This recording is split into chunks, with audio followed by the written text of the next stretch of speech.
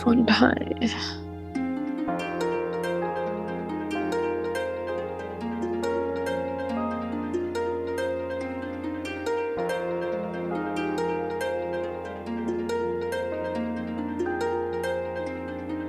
किसका फोन है?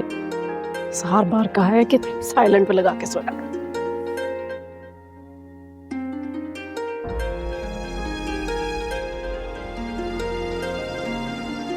और ये की कॉल, इसे इतनी रात को क्या मुसीबत पड़ गई?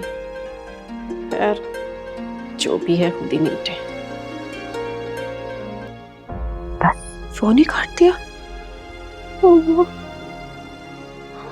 मुझे बचा ले।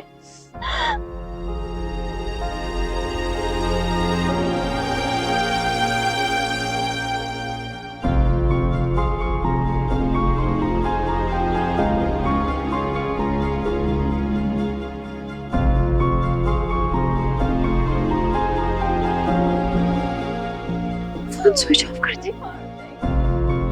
अनुषी बेटा, वो लोग जा चुके हैं, दरवाजा बंद है, कोई नहीं आएगा, मैं हूं ना तुम्हारे पास। बस मेरा बच्चा, बस बस बस। पापा को बुला प्लीज, पापा को बुला दे। मुझको डर लग रहा है। आ रहे बेटा, आ रहे। अनुषी प्लीज प्लीज खुद को संभालो, हम हैं तुम्हारे पास यार, कुछ भी नहीं होगा, तुम सोने की कोशिश करो, हम हैं।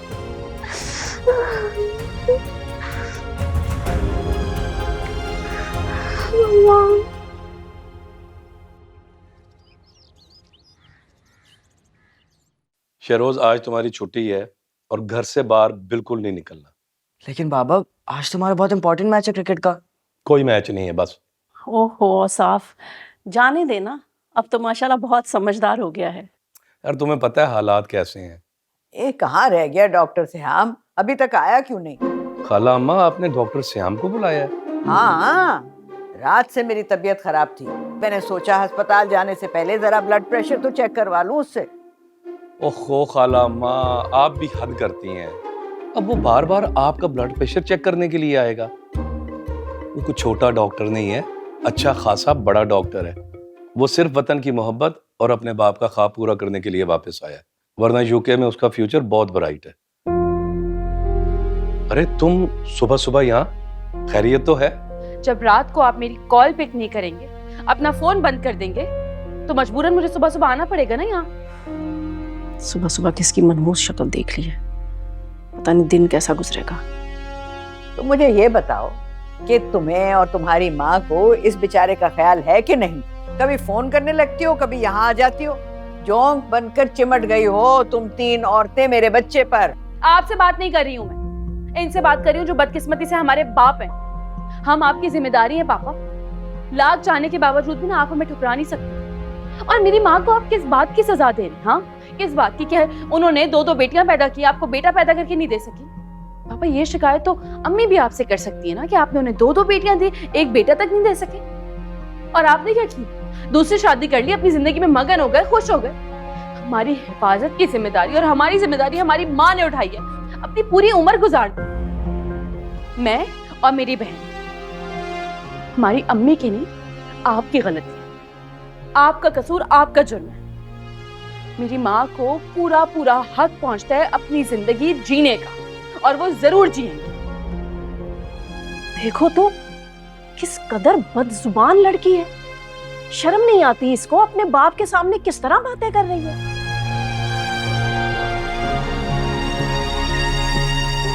मर्द को अपने हुकूक तो याद रहते हैं, मर्द अपने फराइज क्यों भूल जाता है? चुप हो जाओ वरना जुबान खींच लूंगी। और साफ एक थप्पड़ क्यों नहीं लगाते इसे? बात सुने मेरी, बस बहुत हो गई। अपने घर के ना कुछ कमरे खाली कर दें, क्योंकि मैं, मेरी अम्मी और मेरी बहन वापस आ रहे हैं। और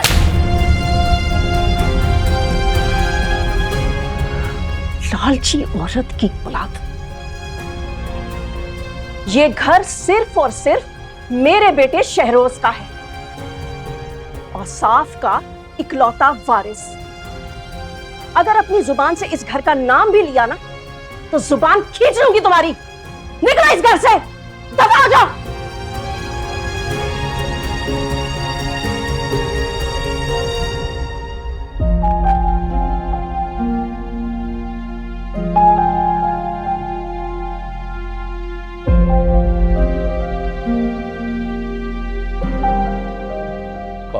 अल्लाह ये